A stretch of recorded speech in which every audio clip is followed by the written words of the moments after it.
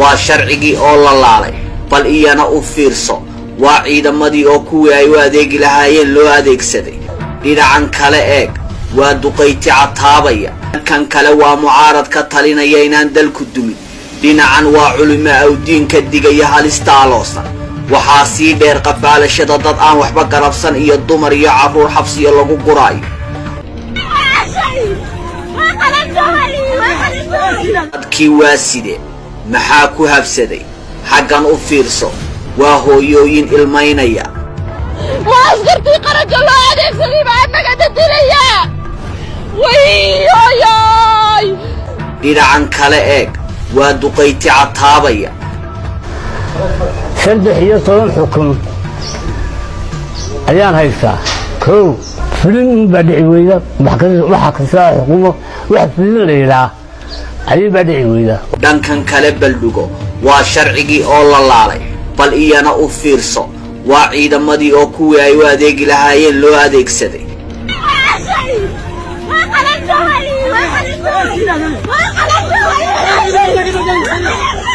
kan kale waa mucaarad ka talinaya inaan dalku dumin dhinacan waa culimo awdiinka digaya halista aloosan waxaa sii dheer qafaalashada dad aan waxba garabsan iyo dumar iyo carruur xabsiyo lagu guraayo su-aasha isweydiinta mudan ayaa maxay tahay sababta madaxweyne biixi isagoo dalka xukumaya ku kallifaysa inuu waxaasi oo dhan bulshadiisii u quulo cadtowga tawaawaca ilinta cabashada saawasaawaha uu ummadda bado iyo sida uu isagu dadka karaamada ugu qaaday ugu sameeyo waxaa loogu yeedho afka qalaad humilitate waxaa qofkan dhibta in laga caban waayo la dhibtoon waayo la qaylin waayo iyo in dadku kala kulmaan wax raali geliya xataa xayawaanka maaha qof u fiican qofka uu ku habsado xanuunkan calaamadihiisa ay ka soo ifbaxeen dhammaantoodba madaxweyne muuse biixi cabdi wuxuu dagaal ba'an la gaalaa cadaaladda wuxuu burburiyaa wax kasta oo u sabab noqon kara in bulshadu dhib kaga baaqsato isagoo u sii maraya mas-uuliyadda lagu aaminay wuxuu la col yahay in khaladaadkiisa wax laga weydiiyo wuxuu ka dheeraa dadka ehlu cilmiga iyo ehlu caqliga wuxuu xushaa oo aad u ilaashadaa kuwa aadka ugu dheganugul ee ka shaqeeya waxa raaligeliya oo oohinta iyo dadka dhibaatayntoodu ay kow ka tahay waa qof wax waliba keligii ka bilaabmaan keligiina ku dhammaadaan cidda la talisa ee doonta inay saxdana wuxuu u aqoonsan yahay qofkani cadowgiisa koowaad qofka lagu sallido xanuunkan bahalka ah waxaa kaloo si weyn loogu gartaa inaanay qofkaasi maalka adduunyada guud yaaloo dhammi aanu deeqi karin hurdadu waa ku yar tahay waxaanuu doonaa si uu hurdo u helo in loo soo ururiyo dhammaan dhawaaqyada iyo cabashooyinka argagaxale ee ka soo yeedhaya bulshadiisa aawade halkan bal u fiirso waa neef geela hashan wuxuu doonayaa madaxweynuhu inuu maalo hase yeeshee si ay hashu u xanuunsato waa kan oo wuu qaniinayaa inay dhibaatooto ayuu u qaniinayaa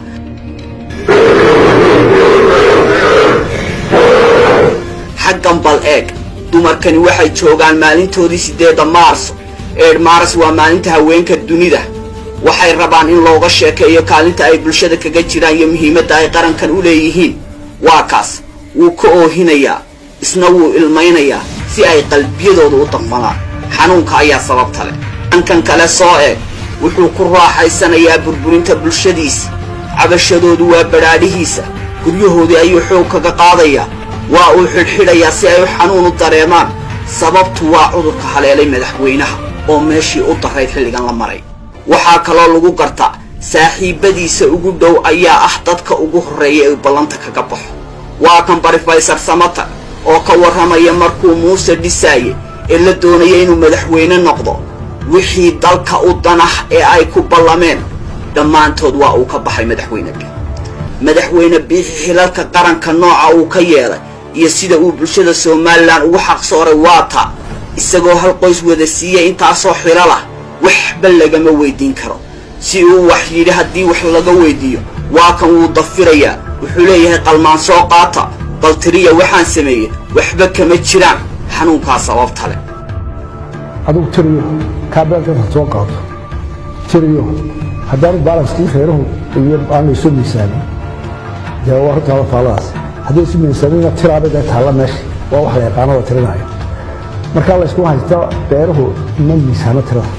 sida dhaqaatiirta iyo aqoon-yahanka xaqiiqa raadinta nala gashay oo qaarkood ajaanib yihiin saan hore u soo sheegnay ay xaqiijiyeen kolkay daawadeen muuqaaladiisa sawiradiisa fasireen luuqadda jidhka aadamaha dad ku xeeldheer aan la kulannay wuxuu kaloo mar kasta doonaa qofka xanuunkaasi hayaa inuu dadka cabsi geliyo muuqaalkani wuxuu ka mid yahay kuwaanu la wadaagnay dhaqaatiirta iyo dadka aqoonta u leh akhrinta luuqadda jidhka muuqaalkani waa maalin madaxweynuhu shir jaraa'id qabanaye waxaa ka qayb galay shirkaa jaraa'id 40 saxafi in ka badan sida kaaga muuqata luuqadda jidhkiisa waa kan uu qamuyeysanaya